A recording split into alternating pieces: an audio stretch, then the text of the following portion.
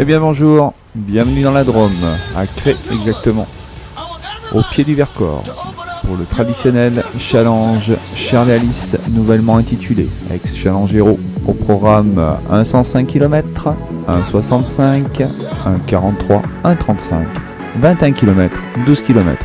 Possibilité de cumuler pour le challenge Charles et Alice 105 le samedi et 43 le dimanche. La cité médiévale se met à l'heure de la course en ce début mai. Les coureurs rendez-vous au village de course pour la traditionnelle pasta du vendredi soir avant de se donner rendez-vous à 3h30 du matin pour le contrôle des sacs et le départ des aventuriers du bout de la Drôme et des aventuriers de la Drôme. Avec l'ambition Challenger, c'est ton ami Fred qui t'a convié parmi nous? Ouais, c'est Fred qui m'a parlé de la belle région et puis la super ambiance qu'il y a sur cette course. On ne pouvait pas rater l'occasion. Laurent du team Technica qui sera un des gros favoris sur le 100 km. Toi on ne présente plus, tu as gagné les 100 km il y a 2 ans, le challenge l'année dernière en deuxième de 100 km en faisant le feu à Mickaël Passero du team New Balance. Donc pour pas te mettre la pression, tu as mis le t-shirt de Mika, tes ambitions cette année? Finir déjà, parce qu'on ne sait jamais en partant, là c'est quand même assez costaud aujourd'hui plus demain. Alors déjà si j'ai retrouve avec, j'aurais une petite pensée pour l'objectif, arriver, se faire plaisir, parce que quand on arrive ici c'est pour se faire plaisir à moi. Merci Fred, à tout à l'heure et bonne journée. Une édition qui sera marquée et dédiée à Damien, un aventurier parti beaucoup trop tôt.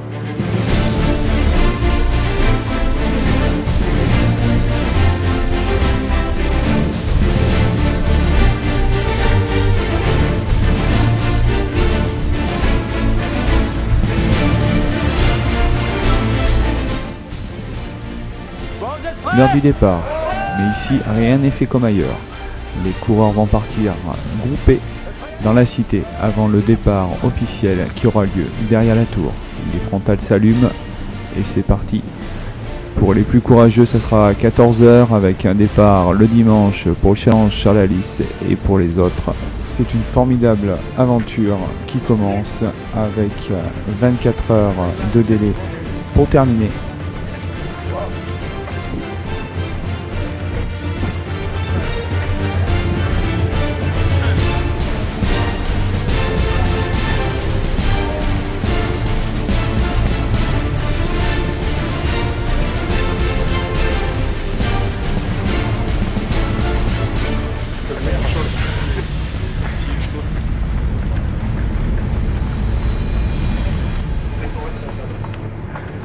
Attention les gars, top départ à gauche, c'est parti. Allez, à tout à l'heure.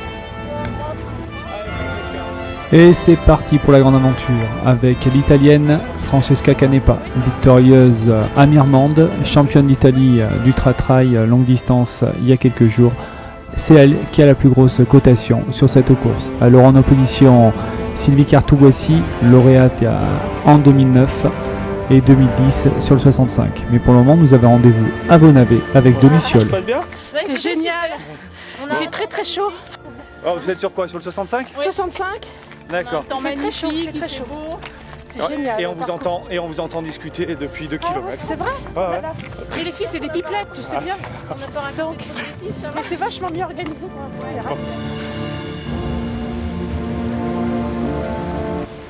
Après avoir passé les premiers remparts à Vonavé-la-Rochette, les coureurs se dirigent vers le deuxième château de la Drôme, la Baume-Cornillane. Il faudra prendre des forces pour avaler 1300 mètres de dénivelé positif du 100 km.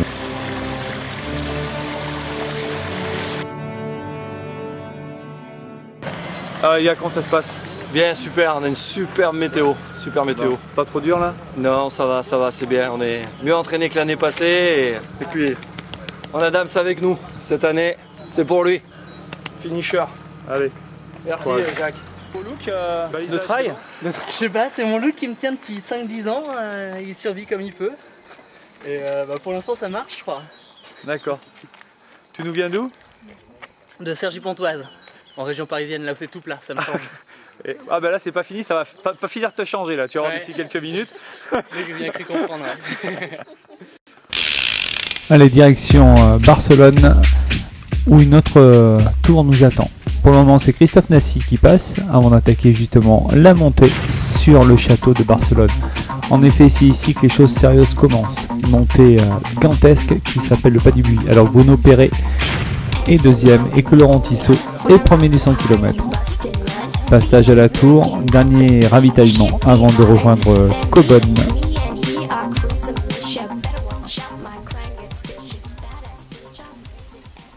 Va rien.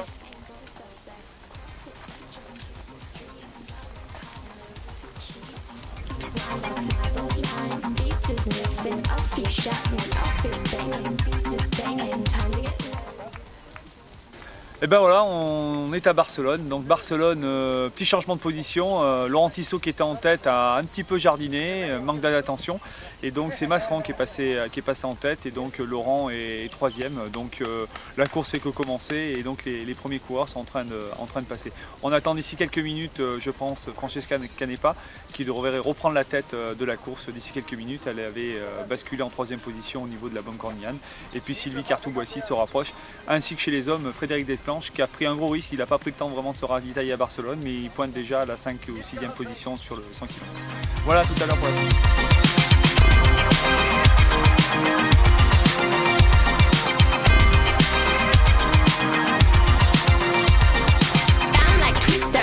Alors qu'au loin, les trois becs se présentent aux aventuriers du bout de Rome. C'est Bruno Perret qui s'est emparé du leadership.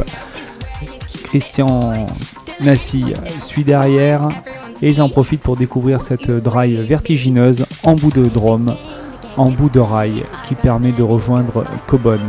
Une nouvelle drive vertigineuse où Frédéric Desplanches prend à peine le temps d'en profiter, suivi de Laurent Tissot sur une descente assez vertigineuse qui va laisser des traces dans les mollets et aussi dans les souvenirs. En effet, cette descente sur Cobonne, petit village médiéval, est un régal. Francesca Canepa déguste, d'autres savourent et certains ont envie d'avoir des ailes pour rejoindre les trois becs d'une façon beaucoup plus rapide. Cobonne, ravitaillement numéro 3, petite ville médiévale reconstruite à l'identique. Bon, mais bravo, hein. Super le sentier en haut. Hein. Ouais, elle est bien cette petite descente là. Ouais, direct. Bon. Ah, mais le sentier La crête est bien sauvage, la crête, ouais, super. un nouveau parcours qui est à garder, ouais. à garder. Super. On ne connaît pas encore tous les sentiers. Hein. Et puis j'en ai encore d'autres ensemble, Ouais, en réserve. Ça va? Ouais. Ah ouais. C'est un peu dur là. Ouais, tu vois. Je croyais pas que je t'avais dit que Hein? je sais pas quel va le dénivelé dans la Drôme.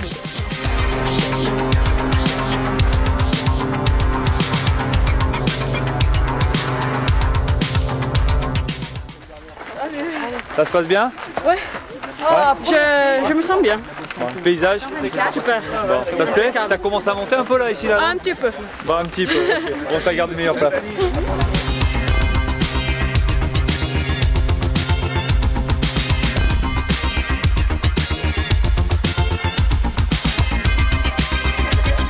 Ravitaillement numéro 4 à Mirabel-et-Lacon avec Frédéric Desplanches qui s'est emparé de la tête. Ouais, là, écoute, je commence à avoir 2-3 sensations sympas.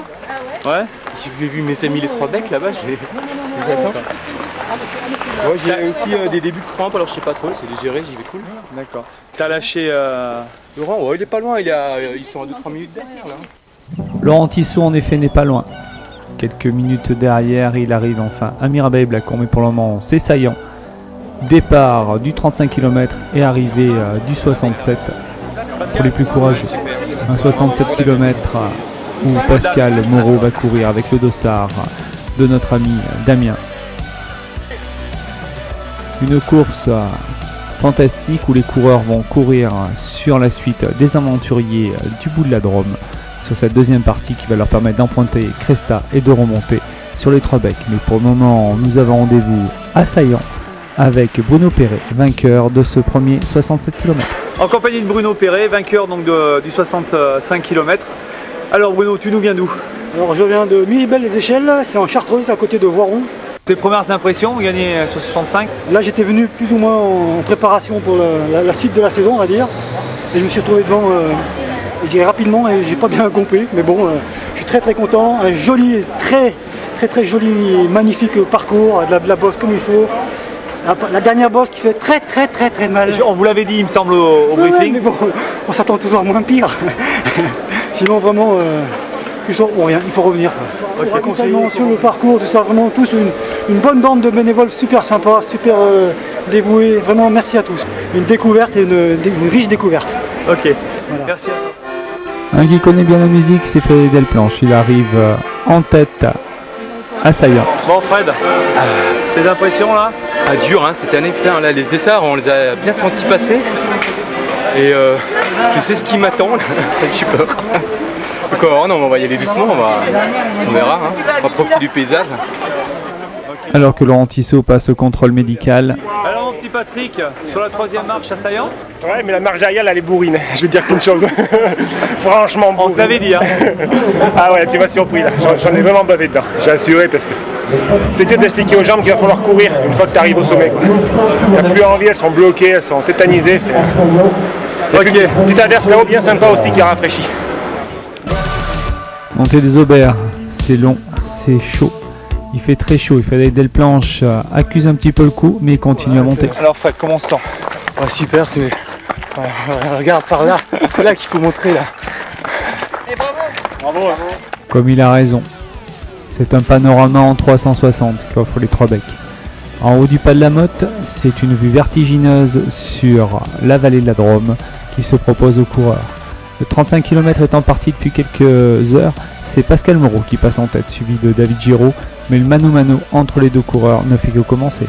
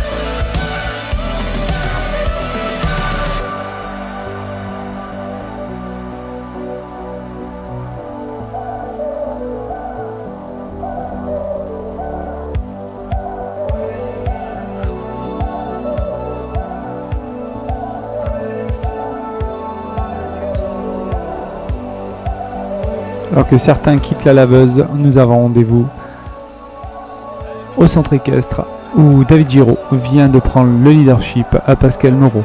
Il lancera ainsi jusque sur la ligne d'arrivée où David Giraud va franchir la ligne d'arrivée de ce premier 35 km. Il court avec le départ numéro 1 était réservé à Damien.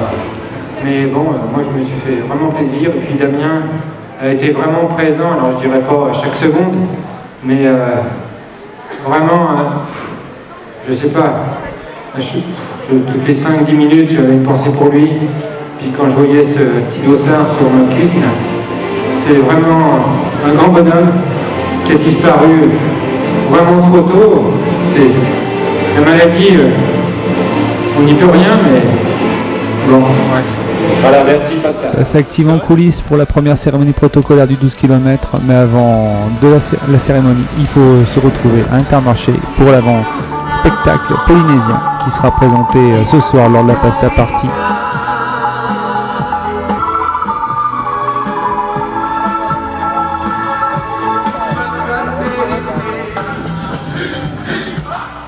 L'ex-international Philippe Raymond est parmi les invités avec Nicolas Sapé, Mickaël Reynaud. C'est une belle bagarre qui se prépare sur 12 km.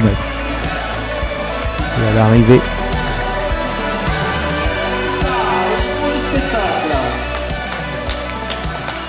et doucement, il est revenu tranquillement, tout doucement à la descente, et puis après sur le plat. Il était, je pense, un peu plus fort sur la fin, il m'a attendu ce repas. Ah mais c'est sympa. Alors, vous dites? Non, c'est toute façon malheur de dire ça.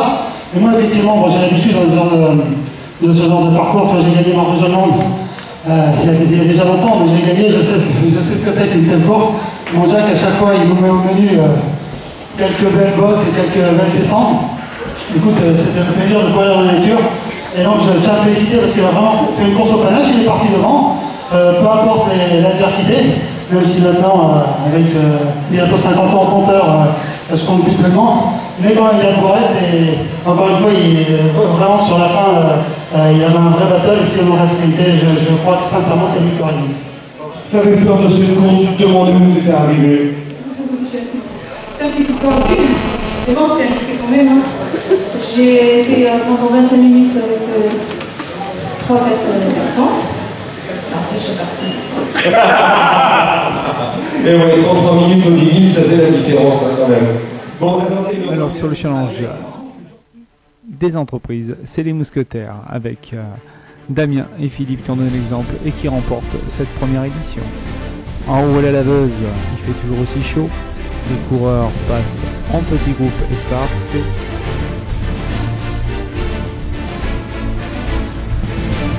Une musique insistante se met en place pour attendre les coureurs alors que les derniers passent la grande combe. C'est Frédéric Delplanche qui arrive sous les ovations. Voilà, vous allez pouvoir l'applaudir. Il a gagné il y a 2 ans ici, Frédéric Delplanche, deuxième l'année dernière et premier cette année, le grand vainqueur du 100 km.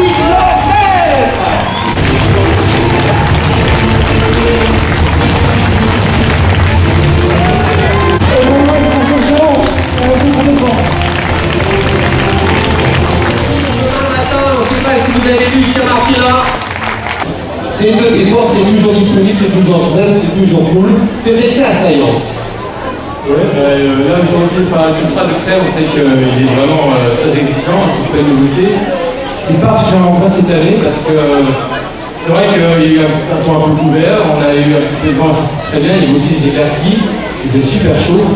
Et la moto de travail, je vous jure, je m'en souviens toute ma vie. C'est la plus dure des 3 TV. C'est largement la plus dure pour moi. Oui, d'ailleurs, en termes de temps, ça se voit. Hein. Et ça se transmet la plus belle parce que là, je suis vraiment fier d'avoir terminé. Franchement, aujourd'hui, je suis super. Nous dit-il avec le sourire. Vous allez me allez, une fois sous vos applaudissements, Frédéric Delplanche. Je voulais vous dire, 7e au temps des géants en 2011. Vous a fait plaisir, il a animé le début de course, long en ISO. Je voulais remercier l'organisation, parce que c'était vraiment une super course. Et c'est vrai quand on voit que les gens ils se battent pour aller faire des CCC ou la CRF ou autre course, il faut se battre pour les inscriptions. Je crois que là on a vraiment un super paysage, une variété de chemins, des bénévoles de partout qui sont vraiment superbes, notamment je pense au monsieur qui est en haut des 3 becs. Et jusqu'à 21h ce soir, je pense qu'on peut applaudir vraiment tous ces bénévoles. Merci. Bravo. Merci. Ouais, c'est le sourire, c'est génial. On est savait que c'est pas permis, mais c'est magnifique, très dur, très exigeant comme course. Mais l'organisation c'est nickel, il y a des bénévoles partout, c'est bien sympa, un courage. C'est magnifique. Alors que Patrick Bégou savoure cette 3e place, celle qu'on attend c'est la première féminine, Francesca Canepa qui se présente en vainqueur ici après. Francesca Canepa. Championne d'Italie du travail, elle reste dernière 125 km. Je vais revenir.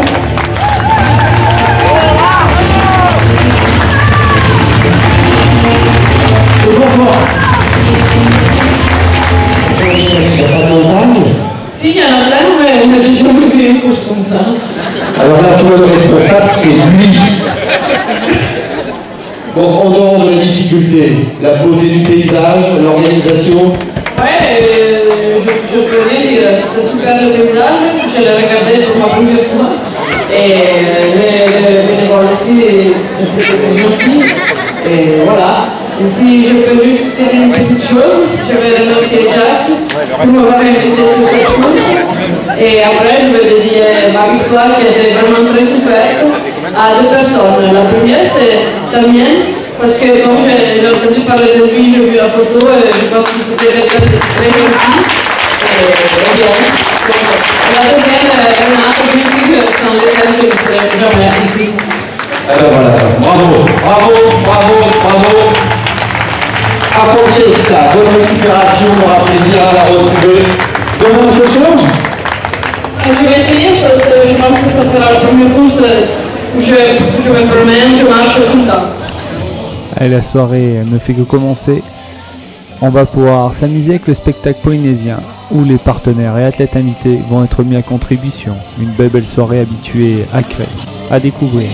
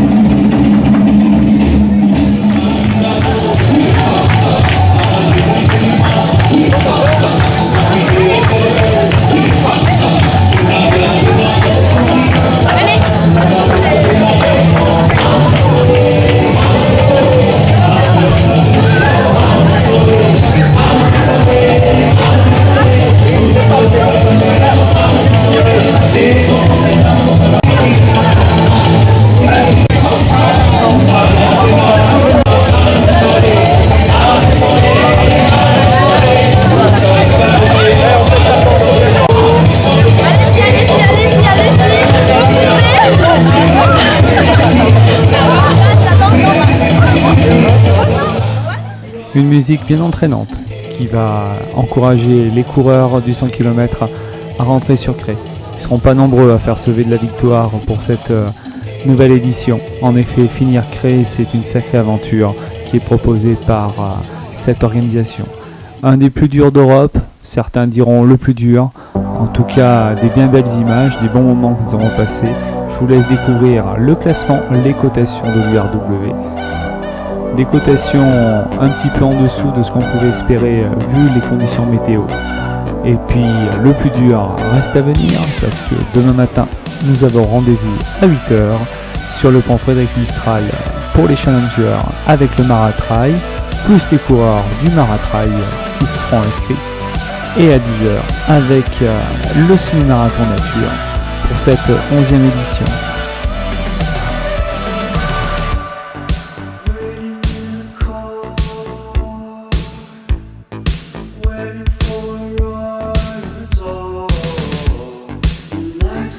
Rendez-vous demain matin pour une nouvelle émission de l'Union Running World.